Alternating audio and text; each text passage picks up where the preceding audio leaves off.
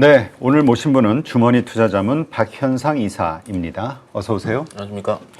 자, 목요일, 네. 연휴를 앞둔 목요일장도 급락으로 끝났어요. 코스피가 6%대, 코스닥도 4%대, 네, 이 하락으로, 급락으로 마무리가 됐죠. 정말 안타까운 일인데, 자, 일단, 목요일장의 급락 현상에 대해서 일단 좀 풀어주시죠. 일단 미국에서 조금 신호가 나오긴 나왔죠. 이게 가장 중요한 건 데이터 센터 지원에 대한 우려감이죠. 각 주별로 뭔가 이제 법을 정해가지고 뭐 보조금 지급이라든지 이런 비용 부담을 좀 난색을 좀 처리했다.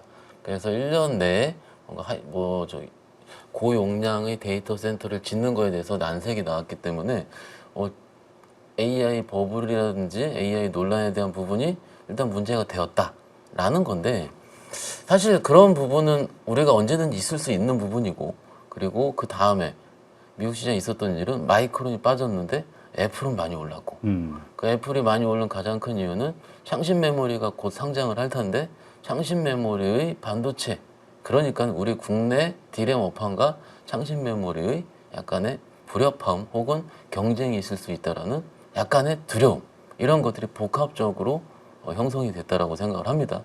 그러하기 때문에 국내 반도체 역시 아침에 좀 빠질 거라고 생각을 하긴 했었는데, 사실 어제 그제 시장을 보셨으면은 그런 우려들을 다 가지고 갔을 만큼 많이 빠졌고 또 오르는 폭도 컸지 않습니까? 네. 일반적으로 이런 식으로 미국장에서 마이크론이 한 3~4% 정도 조정이 나오면 우리 시장은 여태까지 약 3% 정도? 하이닉스 기준으로는 3~4% 정도? 전자 기준으로 한 2~3% 정도 조정을 받았었는데, 오늘 조정폭은 그거의 다 2배인 거죠. 오를 때 2배면 너무 좋겠지만 빠질 때 하락폭이 2배였기 때문에, 특히 하이닉스 기준으로 봤을 때는 어제 오름폭을 다 반대로 또 밑으로 메웠기 때문에 네. 그것이 좀 부담이었다라는 부분. 시가총액 상위 두 종목이 크게 밀렸기 때문에 지금 시장에서 다시 전저점을 깨지 않을까라는 두려움, 이 두려움이 우리 시장에 녹아 있었다고 생각을 합니다. 이게 녹아 있는데 웬만하면 여기서는 돌려야 되거든요. 잠시 차트 보여주시면은 어제 이렇게 반등이 나왔지 않습니까? 반등이 그렇죠. 나오면은 일반적인 패턴, 자 보여드릴게요. 이런 식으로 했다가 빠졌다 올라오면은요, 한 번은 여기서 V자로 반등이 안 나옵니다. 그러면 여기서 눌렸다가 다시 올려야 되는데, 이 눌렸다라는 표현을 할 때 눌림의 강도가 오늘 너무 깊었던 거죠. 여기서 더 크게 밀렸으면 어제 저점 깰 뻔했던 거예요. 그렇죠. 이게 투자자분 입장에서는 굉장히 두려웠던 겁니다. 그리고 두 번째는 뭐냐면, 또 이래? 사실 어제까지 저를 포함해서 대부분의 유튜브 혹은 대부분의 패널분들이 그 전날을 끝으로 조정에 혹은 바닥은 나왔다라고 누구나도 얘기했지 않았습니까? 근데 바닥이라 치면 덜 빠져야 되는데 그렇죠. 하이닉스의 저가를 건드릴랑 말랑 해버리니까, 그럼 투자자분들은 무슨 소리냐 하시는 거죠. 이게 하락폭이 너무 깊은 게 문제고요. 만약에 예를 들어서 내일 우리가 연휴 갔다 와서 쉰 다음에 미국 시장이 좋아져서 올랐다 칠게요. 그러면은 오른 건 좋지만 또 오늘처럼 일이 일어날지 않을까라는 두려움, 이런 것들이 복합해 있는 시장이라 생각을 하고요. 그리고 잠깐 화면 보여주시면 여기죠. 외국인들이 어제 시장에서 약간 저도 느낌이 좀 안 좋았는데, 선물 플레이가 어제 또 1조 6천억을 막판에 던져버렸어요. 그렇죠. 그러니까 지금까지 보면은 막판에 사면 그 다음날 오르고, 막판에 팔아버리면 그 다음날 확 빠지고. 근데 오늘 지금 보시면 지금 현재 4시 좀 넘어서 현재 7천억이거든요. 조금 전에 1조 2천억이었어요 또. 그 한 10분 만에 또 5천억 던진 거예요 또. 네. 그래도 어쨌든 요 정도면 그들이 좀 샀다라고 볼 수 있는데, 그러면 요 정도 느낌에서는 다음 주 우리 시장은 약간 반등? 또 이렇게 했는데, 사실 우리가 이런 식의 선물 플레이가 일어났을 때 이들의 플레이가 항상 맞지 않기 때문에 참고만 했지 않습니까? 그렇죠. 근데 지금은 계속 맞아요. 그러게 거의 외국인들이 의도하는 대로 우리 장이 끌려가는 느낌이에요. 굉장히 화가 나는 부분이죠.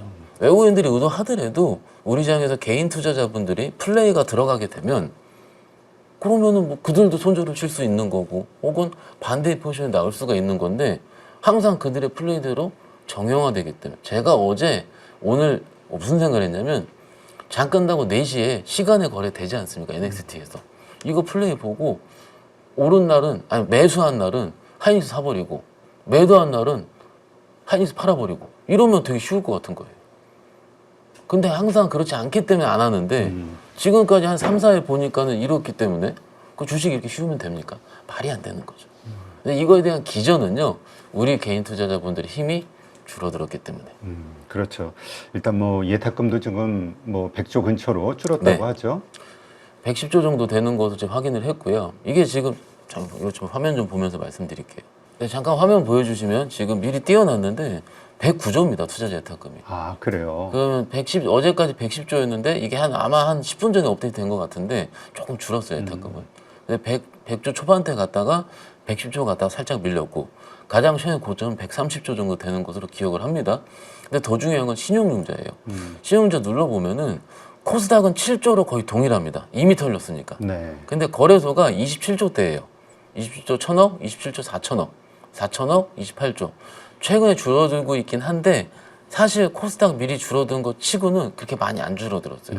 저는요 거래소 신용이 줄어들면 안 된다고 생각을 합니다. 줄어들면은 털린 거니까는 너무 안타깝지만 그런데 이 지금 거래소 신용이 사실 한번 가족분들 쓰고 있으시면 한번 생각을 해보십시오. 어떤 종목 쓰고 있겠습니까? 전자닉스예요. 왜냐하면 다른 종목은 다 반토막이기 때문에. 다른 종목은 이미 털렸을 거예요. 네.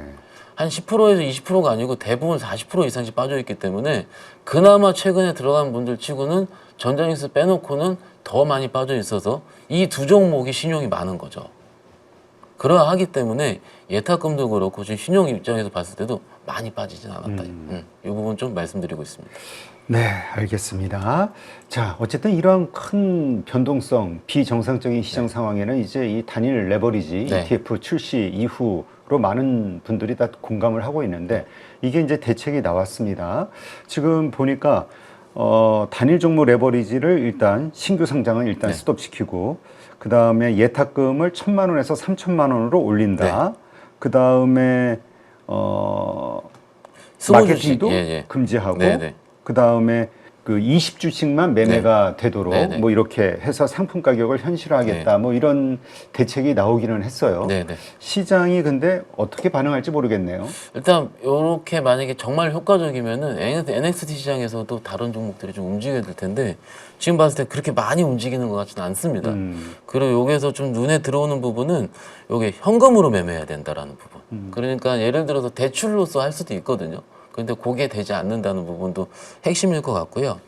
1,000만 원에서 예탁금을 3,000만 원으로 상향시키다는 부분은 사실 대부분의 분들이 3,000 이상의 예탁금을 가지고 계실 거기 때문에 그렇죠. 아마 70% 이상이 아마 3,000 이상일 겁니다. 그래서 한 10%에서 20% 되는 분들만 못하게 되는 결과 그리고 10주에서 약간 단위적 레버리지를 20주씩만 매매 가능. 왜냐하면 작게 다 초단타를 하지 말라는 얘기죠. 그렇죠. 그런 부분도 좀 나온 거고 광고를 금지시키다. 사실 이거 광고 다 돼 있거든요. 이미 다 알고 있는데. 전 국민이 알고 있는데 그래서 이거는 좀 그런 거고 제가 조금 전에 사실 오면서 그 종목을 매매하는 개인 투자자 제 친구거든요. 네. 통화를 해봤는데 이렇게 얘기를 하더라고요. 앞으로 못 살 거면 나 지금 사버리겠다. 굉장히 왜냐면은 그만큼 그들 입장에서 매매하는 입장에서는 이게 굉장히 강력한 수단인 거예요. 그렇지. 단타하는 입장에서는 그러니까 이게 발표해서 내가 만약 최근에 근데 얘기를 하는 거가 얼마로 올라갈 것 같아 물어보더라고요. 한 5천 원 돼야지 상향 좀 효과가 있지 않을까? 아 간단하다. 너 많이 했었잖아. 많이 깨졌대요. 이게 핵심이에요. 그러니까 지금 거의 지금 뭐 상장 이후 가격 보면 네. 사실 가격이 확 떨어지면서 3분의 1 토막 나 있잖아요. 그러니까 상장 가격 즉 단일 레버리지 가격도 떨어지는 건 당연한 거고 그들의 평가 금액이요. 증거금, 예탁금은 평가 금액으로 되거든요. 그래서 가끔 저희도 영업 좀 있을 때 이런 증거금 베이스된 상품, 예를 들어서 선물 옵션이라든지 매매하실 때 주식 선물 내가 하고 있는데 주문이 안 들어가요. 질문 10개를 받으면은 8개는 깨져서 그래요. 기본 예탁금 밑으로 평가금이 떨어져 있기 때문에 주문이 안 들어가는 거죠. 그럼 어떻게 해야 돼요? 물어보시고 그럼 매도만 해야 돼요. 청산만. 그래서 충분히 일부는 가능. 물론 시뮬레이션 돌리셨을 겁니다. 계좌 수가 몇 개고 몇 퍼센트고 그냥 정책이 나오진 않거든요. 그래서 3천 정도로 하면은 아마도 일부 효과가 있을 것 같다라 판단하신 것 같습니다. 그런데 시장에서 발행하는 바람은 이거죠. 좀 더 높게 하고요. 좀 그렇죠. 높게 하고 그리고 저 아침에 이건희 대표님도 얘기하시던데 전문 투자자 이게 전문 투자자가 굉장히 따기 힘든 건 아실 겁니다. 그게 아마 회사별로 증권사 모 팀에서 그걸 승인을 해주는 거고 승인을 할 때 심사도 꽤 까다롭고요. 예를 들어서 1년 주식 투자 자산 평균 잔액이 뭐 5천이든 뭐 5억이든 이런 식으로 평가 금액이 일정 부분 정해져 있고 그 잔고가 1년이든 2년이든 유지가 되어야 돼요. 그러면 이렇게 유지가 되려면 대부분들은 어떻게 됩니까? 적어도 몇 년 이상의 구력이 있으신 분들이 그리고 꾸준하게 거래를 해오신 분들이 전문 투자자로 인정이 되거든요. 네. 그래서 그거 되면 아 저도 그 생각은 못했지만 여기까지 들어오면 꽤 효과적이겠다라고 생각을 했는데 거기에 들어가지 않은 점은 약간 아쉽고요. 일단은 저희가 주말 사이에 좀 쉬고 연휴 때는 쉬고 그 다음 주부터 이게 그 되기 때문에 좀 시장의 반응을 살펴봐야 되는데 지금 딱 언뜻 봤을 때는 예측치 수준이다. 그러니까 이게 저도 생각이 뭐냐면 우리가 상장 폐지를 이야기할 정도로 지금 네. 패단이 너무 심하잖아요. 강력했었죠. 가장 이 최악의 상수인 그 상장 폐지를 언급해야 될 정도로 지금 부작용이 심한 네. 상황에서 이에 거의 준하는 네. 그렇게 할 수는 없으니까 다른 여러 가지 방식으로 그에 준하는 파격적인 조처들이 나왔어야 될 것 같은데 밋밋하네. 그렇죠. 일단 시장 예측치 그냥 누구도 이게 생각할 수 있는 이 정도 가지고 잡힐 수 있다면 참 좋은데 네. 글쎄요, 이 뭔가 대책 회의에서 이 심각성 혹은 이 시장의 이 성향을 제대로 파악을 못한 거 아닌가 싶기도 하고 하여튼 좀 조금 지나봐야 되겠죠. 아쉽습니다. 이게 경각심은 충분히 워낙 많은 언론에서 저희를 포함해서 얘기를 했기 때문에 10분이 하시면 저는 두세 분은 앞으로는 안 하실 거라 생각을 해요. 적어도. 그런데 그게 아니고 만약에 시장이 오르면은요. 또 그쪽으로 달려들 거거든요. 그렇죠. 변동성이 커지면 이게 그 자산에 대한 그 투자 부분을 알기 때문에 들어가는 거거든요. 그렇기 때문에 조금 좀 시장을 살펴보는 게 맞을 것 같고요. 일단 예전보다 변동성은 줄어들긴 하겠지만 이것은 그렇게 크게 뭔가 시장의 예측과는 다르지 않았다는 아쉬운 점을 말씀드리고 싶습니다. 네.